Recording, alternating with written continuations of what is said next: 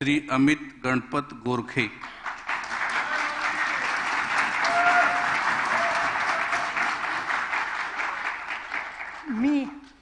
मी अमित अनुराधा गणपत गोरखे विधान परिषदेचा सदस्य म्हणून नवनिर्वाचित झालो असल्याने ईश्वर साक्ष शपथ घेतो की कायद्याद्वारे स्थापित झाले आहे अशा भारतीय संविधानाबद्दल मी खरी श्रद्धा व निष्ठा बाळगीन, भारताची सार्वभौमता व एकात्मता उन्नत राखीन आणि आता जे कर्तव्य मी हाती घेणार आहे ते निष्ठापूर्वक पार पाडीन। जय लहुजी, जय भीम, जय संविधान।